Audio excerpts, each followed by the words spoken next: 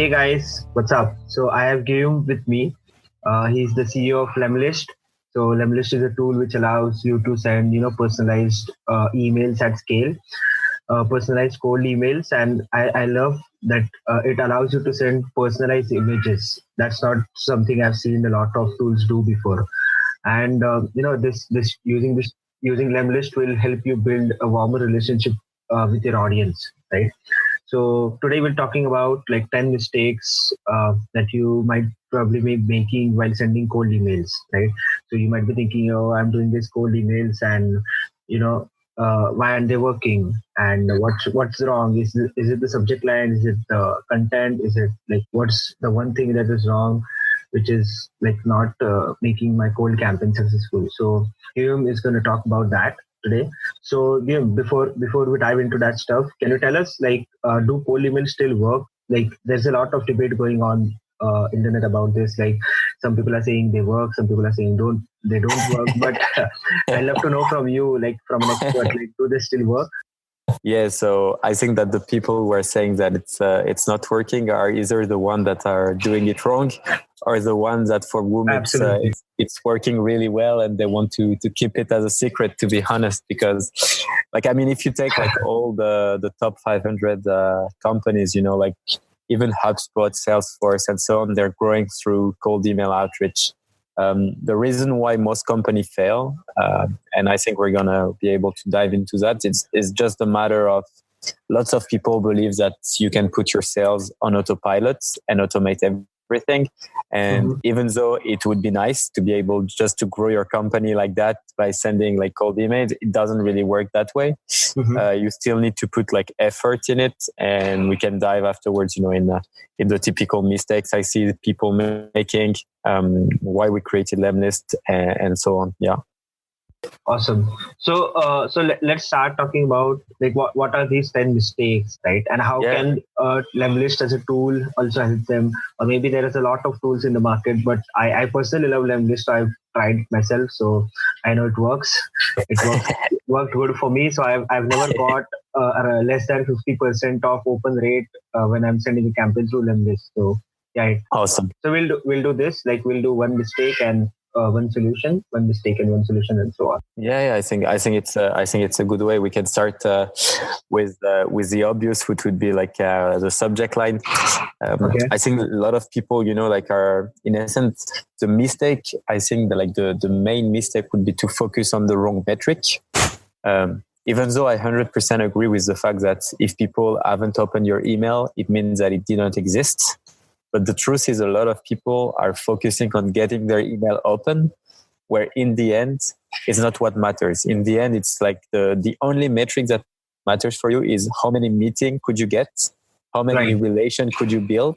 Right. And if you start your subject line with something very deceptive, obviously you're going to get like a high open rate, but a very poor reply rate. So a lot of people actually work really hard on testing their subject line and putting kind of deceptive subject line, even though for them it's like, no, it's not deceptive, it's just a trick. In the end, it's deceptive, So if the person opens your email and is like, what the fuck, it's not like the subject line was definitely misleading, obviously they're not going to reply. And that's like, I would say like the first mistake I see often people do. So don't think too much about subject line. Like a good tip I could give you is, first of all, take all the cold emails you've received, even though like I think what's something that is good if you start doing cold email is just like to bookmark, have a folder in your emails. Every time you receive a cold email, good or bad, you put it in a folder.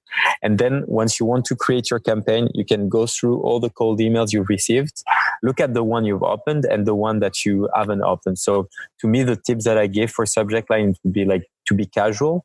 So as if you were writing to a friend. So it can be like something like coffee and catch up, or go for a coffee, or this type of thing. If you want to build relationships, you can definitely offer a coffee to someone, like that's the minimum you can do. Or actually be like the opposite. So very, very specific. So let's say if you find, like a good hook, and we'll go into that afterwards, is to find something you have in common with the person you're reaching out to. Right. It can be like a common interest, or it can be like an event, or it can be anything that that you have in common, just use it again in the subject line. That way, like one of the subject line that's really worked best for me, it was like before an event. So I was going to SaaSter, and I think like my subject line, even though you will find online a lot of people telling you need to keep your subject line short. That's like totally bullshit, because like my subject line was like, I don't know, it was let's meet at SaaSter Paris, first name, and then I added like the first name of the person. So it's like 6 or 7 words, and so it's pretty long compared to what people usually advise to do. And I had like 90%. The reason why it works, it was like very relevant. Like those people were going to an event that was like our common, let's say. Yeah. And I'm not talking about like, I'm talking about like CEOs, of companies who have raised like millions and so on, so it's like really like 90% of open rates. It's pretty huge. And you can do that with many things, It doesn't have to be like specific to an event, but being specific is key. Awesome. Like 90% open rate is something wonderful, right? But what you are saying is like you have to, it doesn't matter if your subject line is too big, but what matters is like your subject line should be relevant and should be sent to relevant audience. If these two things are correct, then it won't matter if you are having 9 or 10 words in your subject line. Exactly. Yeah. Awesome. So subject line is the first mistake which people obviously make. What do you think about is the second one? Second one, I think it could be like, since you were mentioning it, I think we're going to go to that one, is the targeting. So lots of people are really struggling with targeting. They think that they can either buy a list or just go on LinkedIn and type CEOs and get all the CEOs and spam them. I think that if you haven't like at least 3 to 4 criterias to segment your target, don't send emails, because your message is not going to be relevant at all. You can get the job title, that makes sense. Company size, B2B or B2C, I guess, like so industry type, add industry. So yeah, you need at least like 4 to 5 like different criteria to make sure that your message is going to be relevant to an audience. It doesn't mean that you need to have like only one type of person you need to reach out to. It just means that you need to work in buckets. And I think that maybe like, I don't know, 1 to 5% of the person doing cold email are actually working in buckets. What they believe is that they can just mass mail. Like lots of people believe like in the funnel. So the more you put on top, the more you'll get in the end.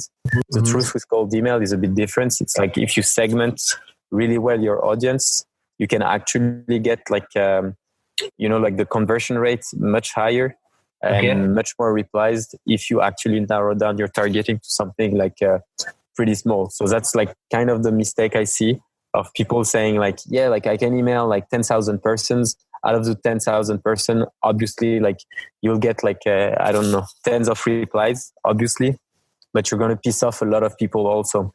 And if you're working in buckets, you're not wasting on leads, and you can actually, it's also good for you, to work on your value proposition for each bucket and see which one is working the best. Because some people that I actually like cold email is very useful, to test out like new markets or new targets. And by doing so, you can really leverage it and then scale it.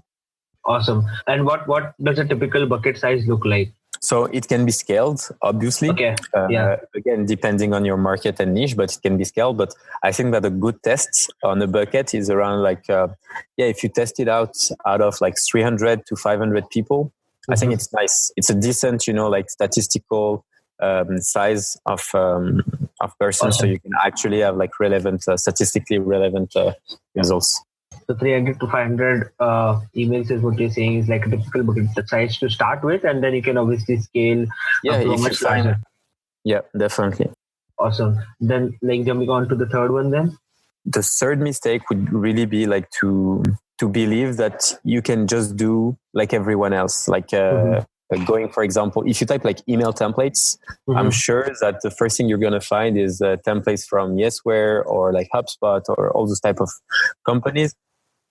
So I think that's also like relevant to the entire internet in general. It's like whenever you're typing something on Google, you will find that the topics, especially in marketing, they are ruled with 5 or 6 players. We always go onto the same sites whenever we type in something. And the reason why is because those websites are investing so much on SEO So everyone is looking at them, which means that everyone's using the same templates and they're not working.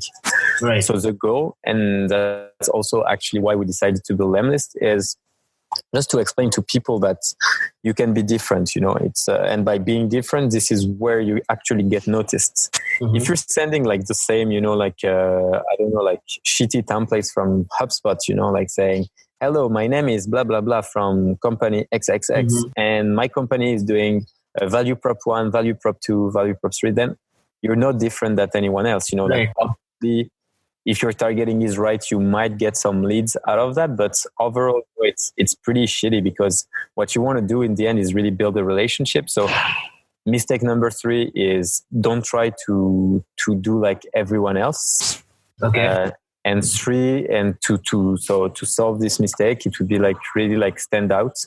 To give an example, at Lemlist we give, and I think you're part also of our community. Yes. So on Facebook, we have this community, like the email outreach family, where we give weekly like new templates and we explain why they work.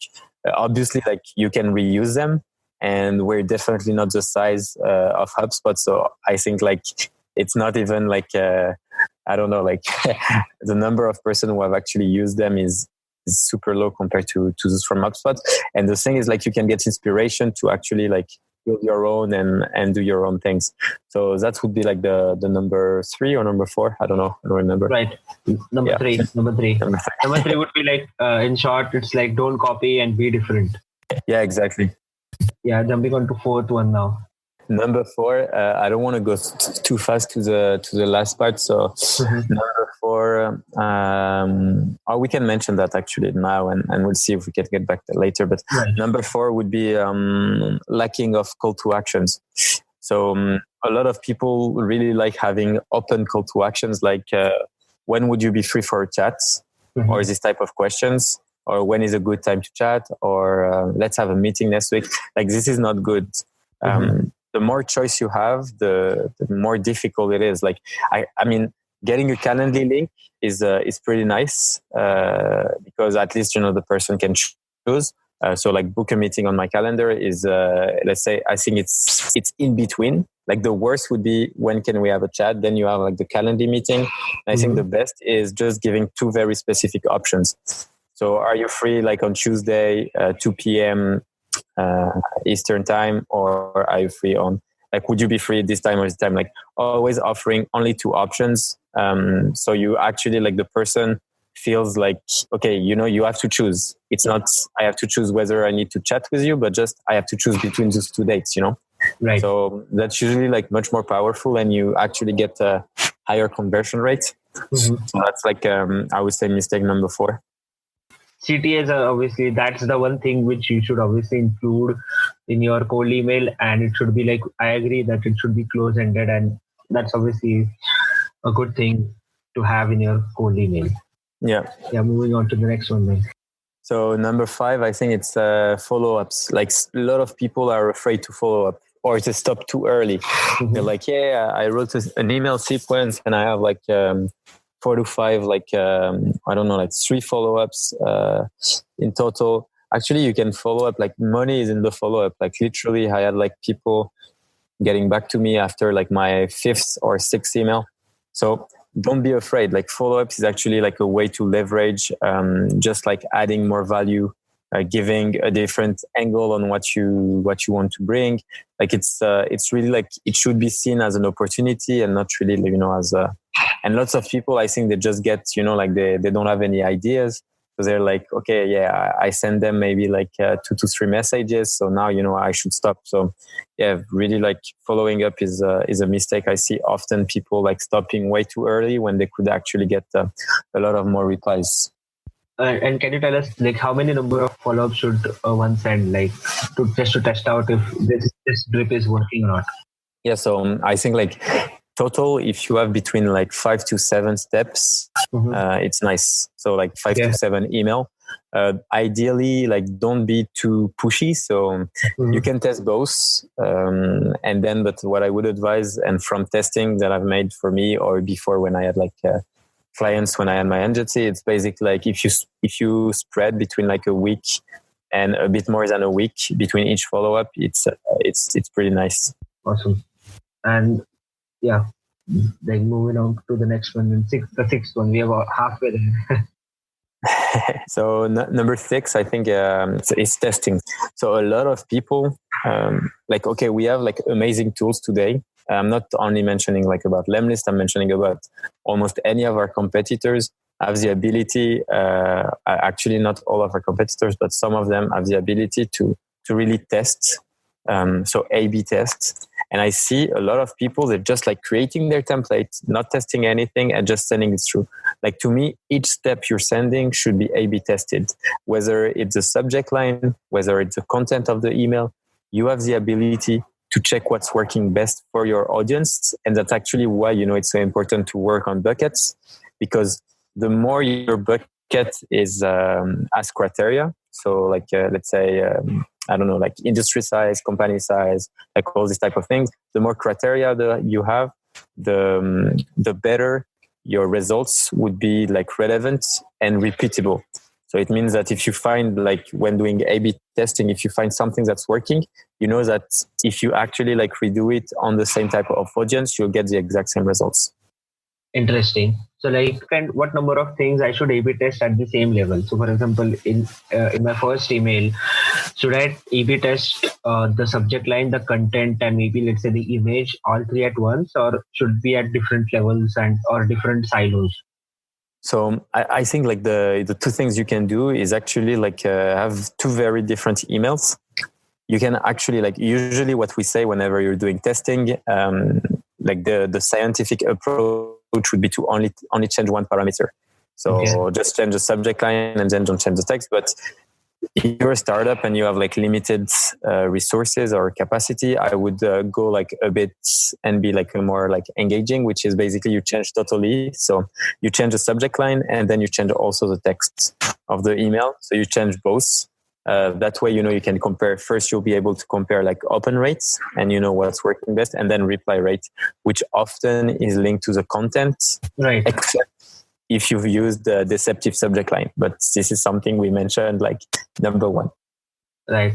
So you can obviously check different aspects of the email based on different metrics. So for example, subject will be based on open rates and content will be based on replies or the click CTAs you get, right? Yeah, absolutely. That's interesting.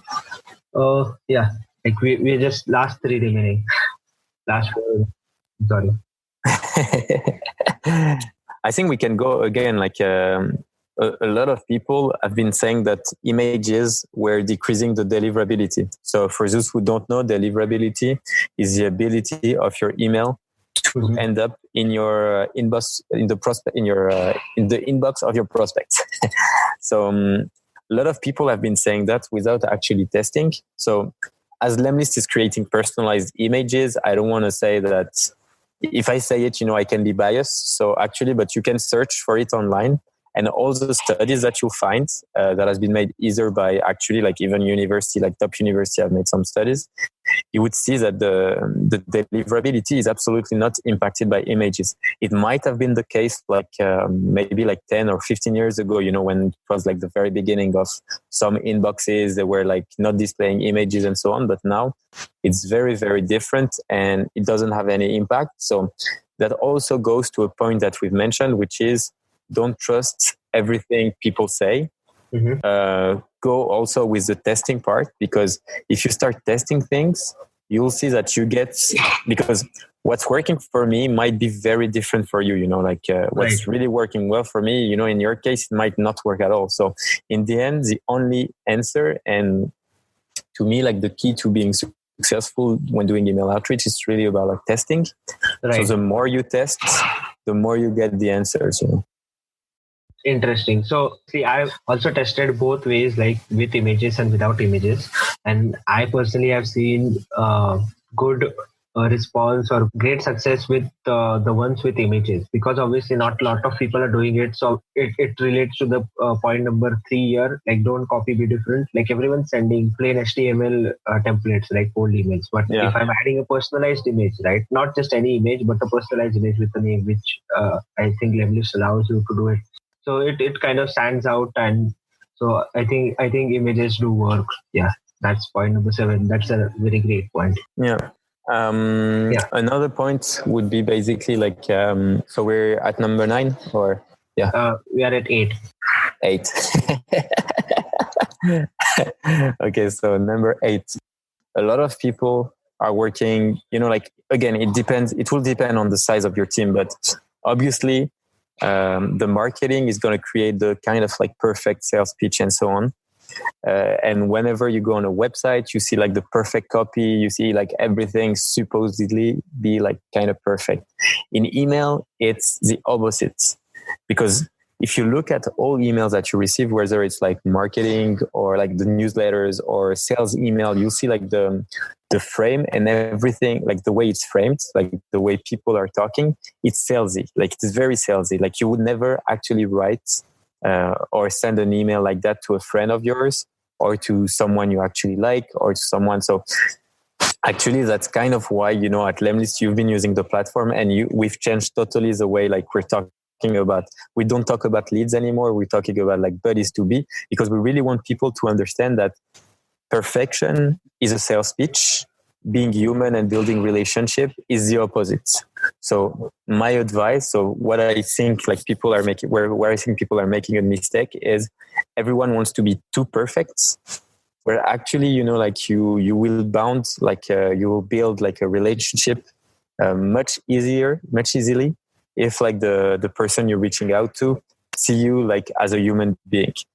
And that's like something, that's a mistake. That's a real mistake, So trying to be too perfect, and the solution is just like, if even like a good advice I can give you is to try to write your emails from Messenger. So take your best friends, and now you're saying like you want to contact him because you'd like to sell him whatever service you're doing, but you don't want to sell, you just want to meet him so you can have a chat. How are you right there, Like, awesome.